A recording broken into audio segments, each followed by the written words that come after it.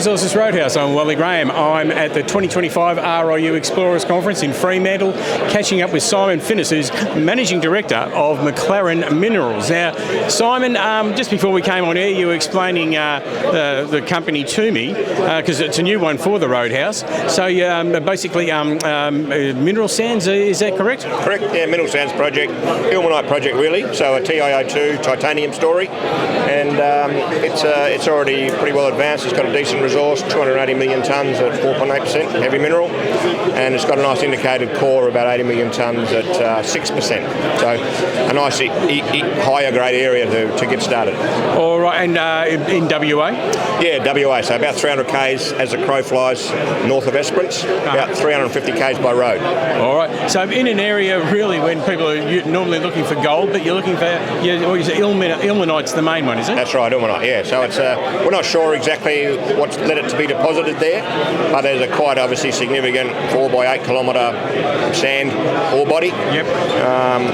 Anywhere between 10 and 35 metres thick, zero or very little overburden, so it lends itself to the very cheap mining. So you do it with a dozer and a dozer trap, or a dry mining unit in technical terms.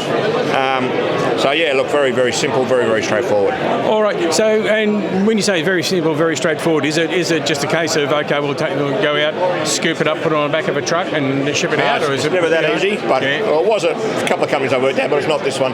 So we would use the dozer trap to slurry up the sand. We send it to the plant area. We use a hydrocyclone to separate the fine grains, which we call slimes, from the coarser sand. The slimes goes into a thickener, and then the coarser section goes into the spiral plant. So we have a few banks of spirals, and then some banks of magnets, so WIMS, wet high intensity magnetic separators, and we get 2 HMC streams out of that. One's a magnetic stream, which is the ilmenite. One's a non-magnetic stream, which is the higher grade value products. So your rutiles, your zircons, your leucoxenes. Okay. And we have don't have very much of that.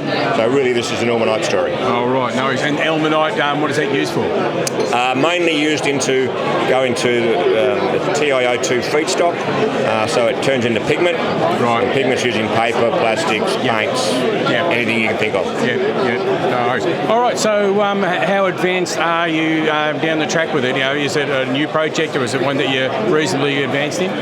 We're going to push it really hard. It has been on a bit of a slow move. I think mainly because the sulphate market really has changed over the last 5 or 10 years. Sulphate ilmenite market. So where it used to be worth $80 or $90 US, now it's in the sort of plus $300 US a tonne. So a huge difference, and that sort of makes these sort of projects very valuable. Yep. People haven't worked it out yet, but they will. Yep. So we're pushing really hard now. We're out there drilling now.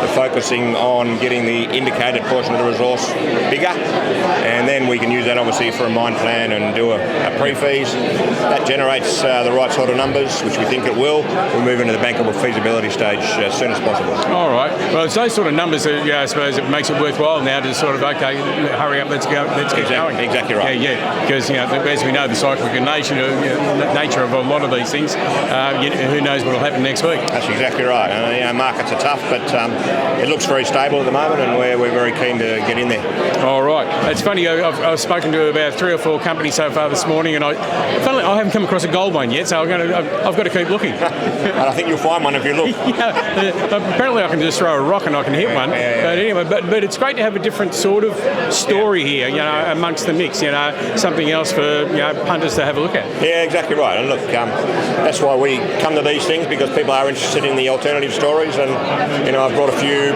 companies and projects here, and I've always been very successful in finding people that are interested in the story. So fingers crossed we do that again. All right. Well, we do like an interesting project here at the Roadhouse, so make sure you pop in and keep us up to date with what's going on. No worries. Thanks very much.